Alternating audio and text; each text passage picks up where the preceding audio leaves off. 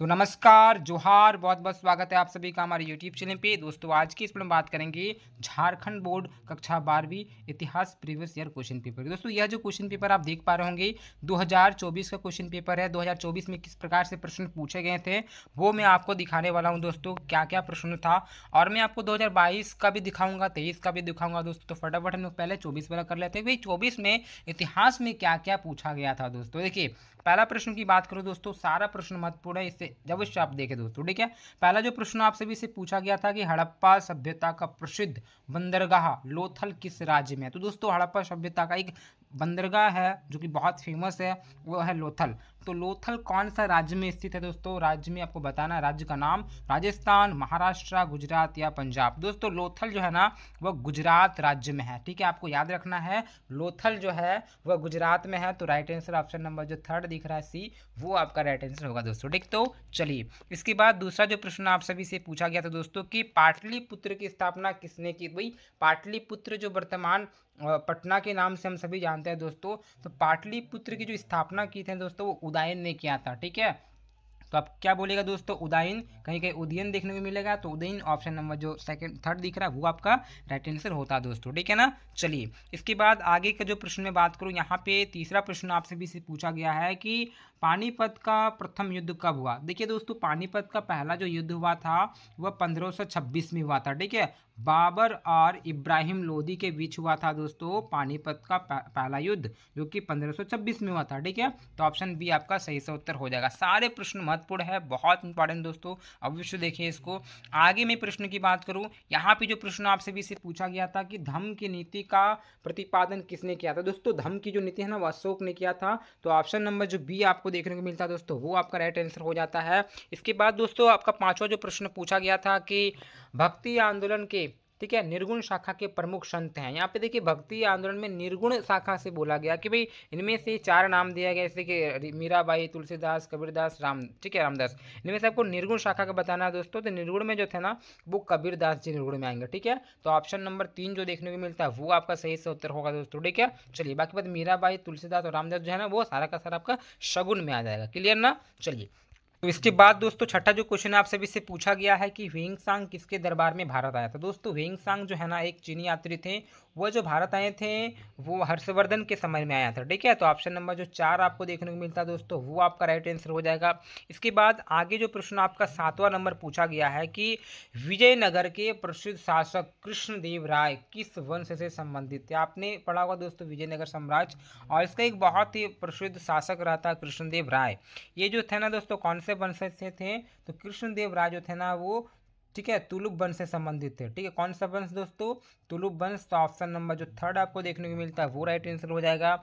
इसके बाद आगे जो क्वेश्चन आप सभी से 8वां नंबर पूछा गया है कि हुमायूं नामा की रचना किसने की। देखिए दोस्तों हुमायूं नामा का जो रचना है वो दोस्तों गुलबदन बेगम ने किया था।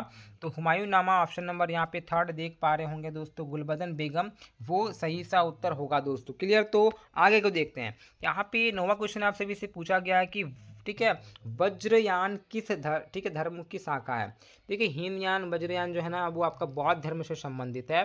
तो बौद्ध धर्म ऑप्शन नंबर जो 1 आपको देखने को मिलता है वो करेक्ट होता है दोस्तों। इसके बाद की मैं प्रश्नों की बात करूं तो आपका जो क्वेश्चन 9वां नंबर 10वां नंबर पूछा गया है कि भारत का नेपोलियन किसे कहा जाता है। दोस्तों भारत का जो नेपोलियन कहा जाता है वो समुद्रगुप्त को कहा जाता है, इसलिए ऑप्शन नंबर जो फर्स्ट आप देख पा रहे होंगे वो आपका सही से उत्तर होता है दोस्तों, ठीक है ना। भारत का नेपोलियन किसे कहा जाता है, तो समुद्रगुप्त को। चलिए इसके बाद में आगे के प्रश्नों की बात करूं, 11वां नंबर क्वेश्चन आप सभी से पूछा गया है कि ब्रिटिश ईस्ट इंडिया कंपनी की स्थापना कब हुई। तो आप सभी को पता है कि भाई ब्रिटिश ईस्ट इंडिया कंपनी की जो स्थापना हुई थी दोस्तों वो 16 ईस्वी में हुई थी, ठीक है। तो ऑप्शन नंबर जो फर्स्ट आप देख पा रहे हैं 16 ईस्वी, वो आपका सही उत्तर हो जाता है। चलिए आगे आगे यहाँ पे जो 12वां प्रश्न पूछा गया है कि भाई संथाल विद्रोह का नेता कौन था। भाई आपको पता है संथाल विद्रोह जो हुआ था सन 1855-56 में हुआ था, ठीक है। और इसके जो प्रमुख नेता रहे थे दोस्तों संथाल विद्रोह का, वो सिद्धू और कानू रहे थे, ठीक है।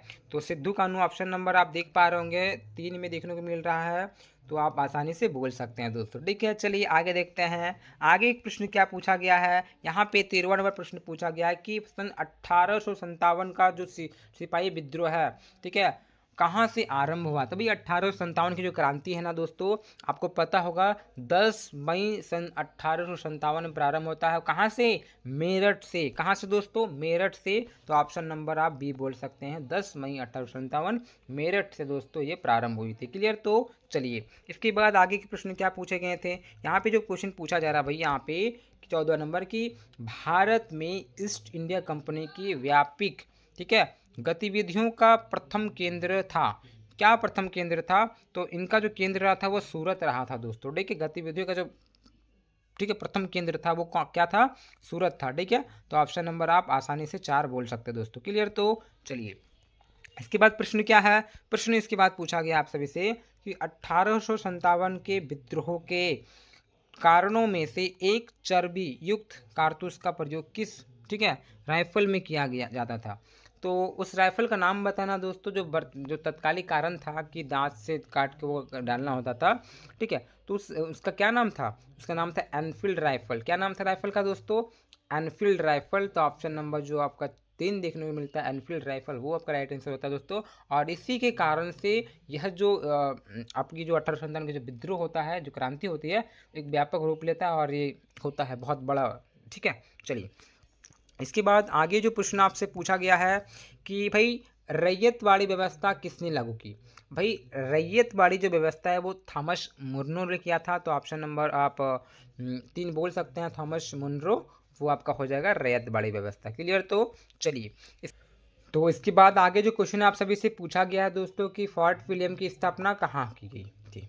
तो देखिए फोर्ट विलियम की जो स्थापना की गई थी वो कोलकाता में किया गया था। तो ऑप्शन नंबर जो 1 आप देख पा रहे होंगे दोस्तों, कलकत्ता, वो आपका सही से उत्तर हो जाएगा। इसके बाद जो क्वेश्चन आपसे पूछा गया है दोस्तों कि मेघदूतम के रचनाकार कौन है। तो देखिए मेघदूतम के जो रचनाकार है वो कालिदास है। ठीक है, तो कालिदास आसानी से आप बोल सकते हो, ऑप्शन नंबर बी। चलिए आगे क्या है दोस्तों, आगे जो क्वेश्चन पूछा गया है कि यूनेस्को ने हम्पी को विश्व विरासत स्थल कब घोषित किया। देखिए यूनेस्को ने हम्पी को जो विश्व विरासत स्थल घोषित किया था सन 1986 को किया था। ठीक है, तो 1986 ऑप्शन नंबर बी हो जाएगा दोस्तों, जो कि बहुत ही ज़्यादा इंपॉर्टेंट है।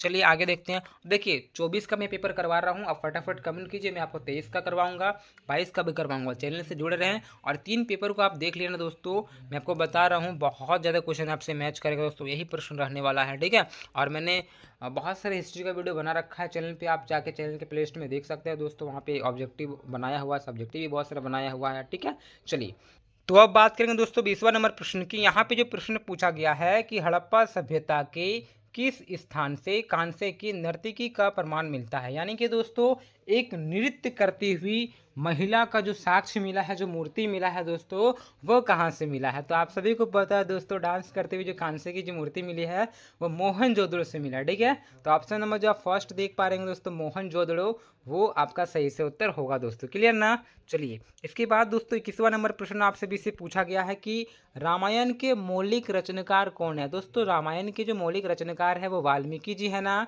तो आप बोल सकते हैं ऑप्शन नंबर 3, ठीक है, वाल्मीकि। चलिए महाभारत के कौन है? तो महाभारत के महर्षि वेद व्यास है। ठीक है ना। आगे भाई इसके बाद क्वेश्चन आप सभी से पूछा जा रहा कि संथाली भाषा में विद्रोह का क्या, ठीक है, क्या कहा जाता है। तो संथाली भाषा में विद्रोह को जो कहा जाता है वो कहा जाता है दोस्तों होल। ठीक है, तो ऑप्शन नंबर जो 3 देखने को मिलता है वो आपका राइट आंसर होगा दोस्तों। क्या कहा जाता है? होल। इसके बाद जो क्वेश्चन आपसे पूछा गया है 23वां नंबर प्रश्न पूछा जा रहा है कि भारतीय राष्ट्रीय कांग्रेस के प्रथम अध्यक्ष जो थे ना वो कौन थे। भाई कांग्रेस के जो प्रथम अध्यक्ष जो थे वो भाई बोमेश चंद्र बनर्जी थे। तो ऑप्शन नंबर जो बी आप देख पा रहे होंगे, बोमेश चंद्र बनर्जी, वो आपका उत्तर होता है दोस्तों। इसके बाद क्वेश्चन पूछा गया है आप सभी से कि हड़प्पा सभ्यता से संबंधित R37 क्या है। तो भाई ये जो है ना एक प्रकार से कब्रिस्तान है, कब्रगाह है। ठीक है, तो आप बोलिएगा ये जो R37 है वो क्या है, 37 जो है कब्रिस्तान था। तो ऑप्शन यहाँ पे 2 आप देख पा रहे कब्रगाह, वो आपका राइट आंसर होगा दोस्तों। क्लियर ना। चलिए इसके बाद क्वेश्चन आप सभी से पूछा गया है कि इब्न बतूता कहाँ से आया। ठीक है, भारत कहाँ से आया। तो देखिए इब्न बतूता जो है ना वो मोरक्को का रहने वाले थे, मोरक्को से उन्होंने यहाँ भारत आया था। ठीक है, एक यात्री थे। तो आप बोल सकते हैं इब्न बतूता कहाँ के रहने वाले हैं, मोरक्को को रहने वाला है। ठीक है, चलिए मोरक्को से भारत आया था। इसके बाद क्वेश्चन आप सभी से 26वां पूछा जा रहा है कि ठीक है, साबरमती का संत किसे कहा जाता है। दोस्तों साबरमती का जो संत कहा जाता है वो कहा जाता है महात्मा गांधी जी को। ठीक है, तो ऑप्शन नंबर आप देख पा रहे होंगे 3 महात्मा गांधी, वो आपका उत्तर होता है।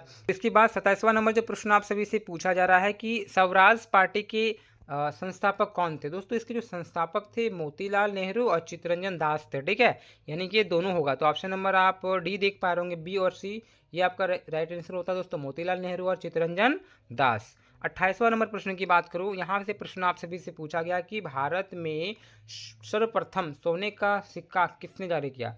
तो देखिए सोने का जो सिक्का जारी किया था वो इंडो ग्रीक ने किया था। तो ऑप्शन नंबर सी देख पा रहे होंगे, वो आपका सही सही उत्तर होगा। इसके बाद आगे प्रश्न आप सभी से पूछा गया है कि गांधी जी का राजनीतिक दर्शन या तो इसकी विचारधारा किस पुस्तक में वर्णित है। तो इनकी जो विचारधाराएं हैं वो हिंद स्वराज में है। तो आप आसानी से बोल सकते हैं ऑप्शन नंबर जो बी देखने को मिलता है हिंद स्वराज, वो सही उत्तर होता है।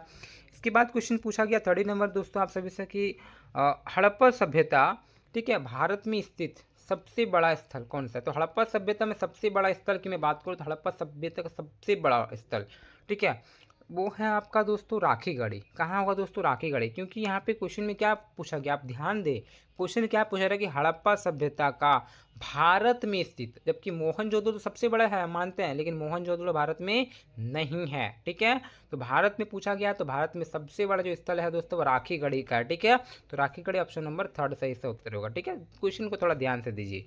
देखिए आगे, तो इस प्रकार से आपसे ये जो क्वेश्चन है 30, ये क्वेश्चन 30 पूछा जाएगा, जो कि आपका क्वेश्चन पूछा गया था 2024 के प्रश्न में। और इसके बाद मैं पेपर आपको दिखा देता हूँ, मेरे पास 2023 का भी है, 2024 का भी है, और 23 का भी, 22 का भी, सबका है मेरे पास।